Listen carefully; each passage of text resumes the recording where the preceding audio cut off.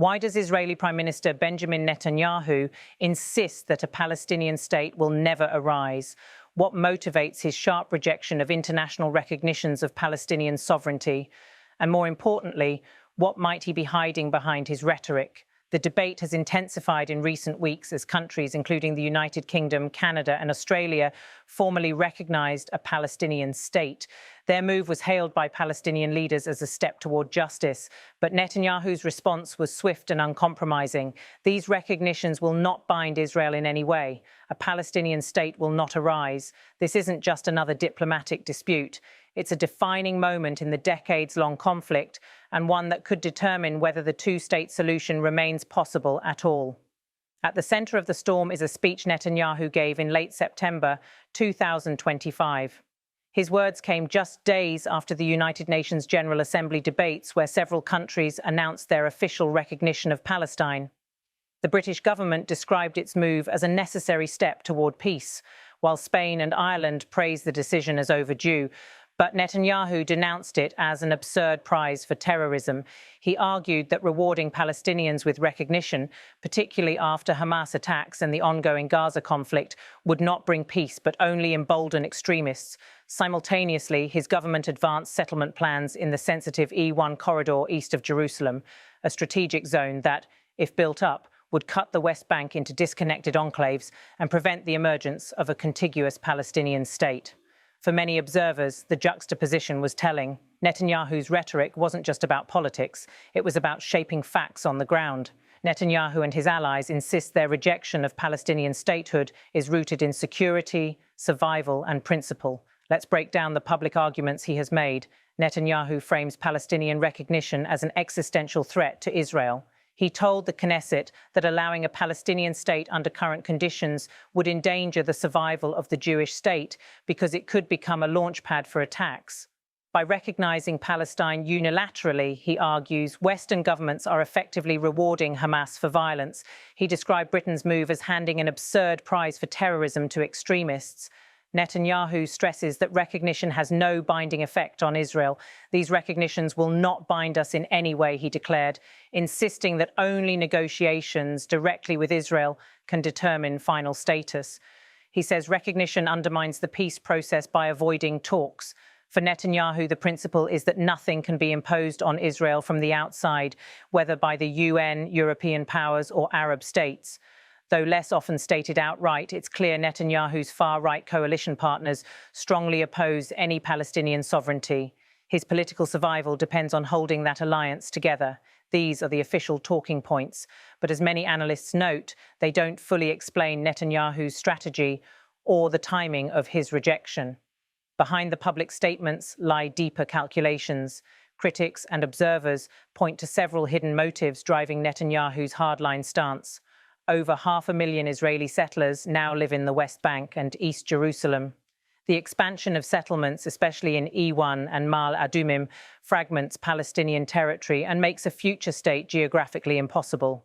By rejecting recognition, Netanyahu buys time to entrench this reality.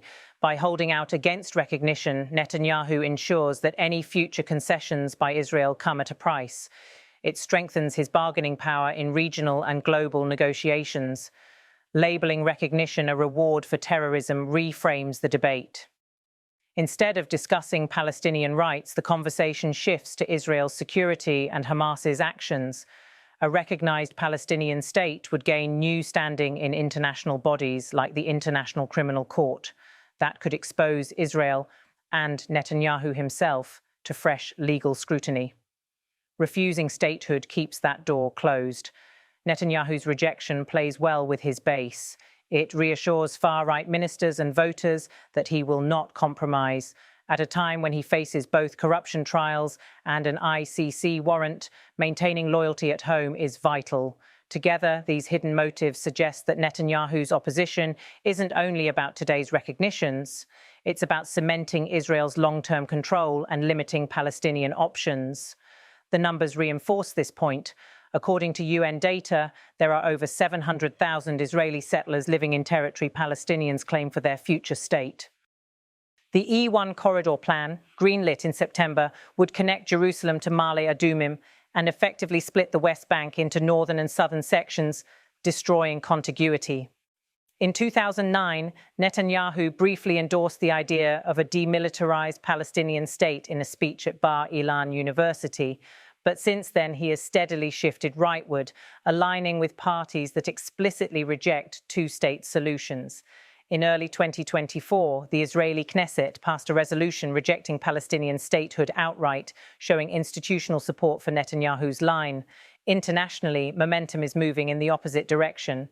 Over 140 UN member states already recognize Palestine, and new recognitions in 2025, particularly from Western allies, mark a significant diplomatic shift.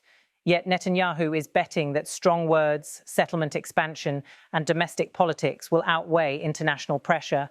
While Netanyahu has presented his rejection as both principled and pragmatic, many governments, analysts, and human rights organizations argue otherwise. Spain's foreign minister dismissed Netanyahu's vow, insisting recognition is inevitable. "You cannot stop a tide with your hands," he said, adding that Europe must stand for peace and coexistence. Ireland, Norway, and Belgium echoed similar sentiments. Washington, Israel's closest ally, has not formally recognized Palestine, but has expressed concern over settlement expansion. US officials reportedly warned Israel privately that pushing annexation or openly rejecting statehood could invite unprecedented international backlash. Arab governments, particularly Jordan and Egypt, warned that Netanyahu's stance risks igniting broader instability. Jordan's King Abdullah has repeatedly said that rejecting Palestinian sovereignty undermines regional security and makes peace impossible. Amnesty International and Human Rights Watch argue that Israel's rejection of Palestinian statehood violates international law. They point to UN resolutions affirming the right of Palestinians to self-determination and describe settlement expansion as illegal under the Fourth Geneva Convention. Together, these responses highlight the widening gap between Israel's government and much of the world. While Netanyahu may believe he can weather the criticism, the cumulative pressure is building. By standing firmly against Palestinian recognition, Netanyahu faces several risks. As more countries join the recognition camp, Israel risks being painted as the lone holdout against global consensus. With the International Criminal Court already investigating alleged war crimes, a recognized Palestinian state could strengthen legal cases against Israel. Domestic pressure within Israel. Not all citizens agree with the government's stance. Protests in Tel Aviv earlier this year saw thousands calling for renewed peace talks, escalation of violence. Netanyahu's rejection may harden Palestinian frustrations, fueling more violence in Gaza and the West Bank. This could trigger another cycle of bloodshed, undermining the very security Netanyahu claims to protect. Strained US-Israel relations. Even if Washington doesn't recognize Palestine, growing pressure from US allies could force the Biden administration to recalibrate its support. That would weaken Israel's diplomatic shield. In short, Netanyahu's hardline rejection carries consequences that extend far beyond his own political survival. Beyond the official debate, several theories are circulating about what Netanyahu might be hiding. The annexation agenda. Some analysts argue Netanyahu's rejection is a prelude to de facto annexation of large parts of the West Bank. By blocking Palestinian statehood, Israel can gradually absorb territory under the guise of security. Coalition deals with far-right parties. Netanyahu's government depends on ultra-nationalist ministers who openly advocate for Jewish sovereignty across all of historic Palestine. His rejection may be less about strategy and more about keeping his coalition intact. Distraction from legal troubles. Netanyahu faces both domestic corruption trials and an international criminal court arrest warrant. His hardline stance could be a way of rallying his base and diverting attention from personal legal jeopardy. The fragmentation strategy. Another theory suggests Israel's real goal is not preventing Palestinian statehood outright, but ensuring any state that emerges is fragmented, weak, and non-contiguous, effectively a state in name only. The timing question. Why now?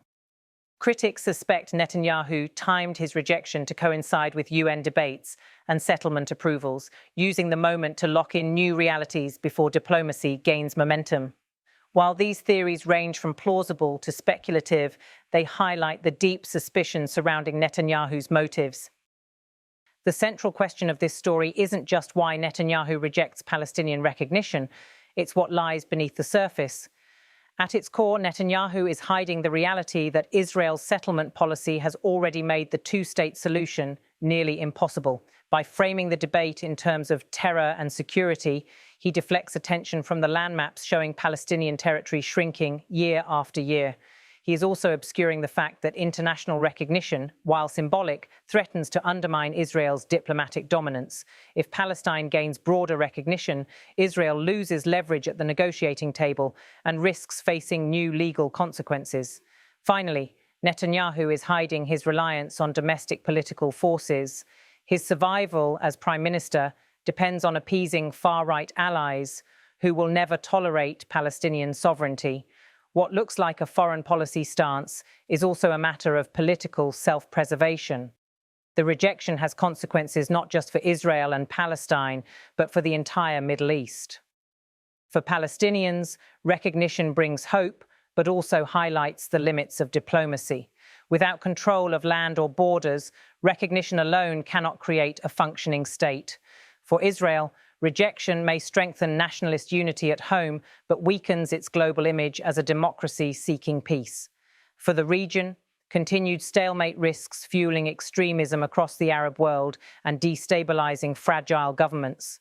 For the world, the growing divide between Western allies, some recognizing Palestine, others holding back, could fracture the unity of NATO and the EU on Middle Eastern policy. This isn't just a regional issue. It's a fault line that touches global security, international law, and the future of multilateral diplomacy. Benjamin Netanyahu insists that a Palestinian state will not arise. To his supporters, this is a clear-eyed defense of Israel's survival. To his critics, it is the final nail in the coffin of the two-state solution. What is certain is that his rejection is not just about today's recognitions. It is about shaping the map, controlling the narrative, and ensuring that Israel dictates the terms of any future deal. The bigger question is whether the world will allow this strategy to succeed. As more nations recognize Palestine, the pressure on Netanyahu will only grow. The stakes could not be higher. Peace, justice, and the future of two peoples trapped in the world's most enduring conflict. And so we ask, is Netanyahu genuinely defending Israel's security, or is he hiding a deeper agenda of land control and political survival?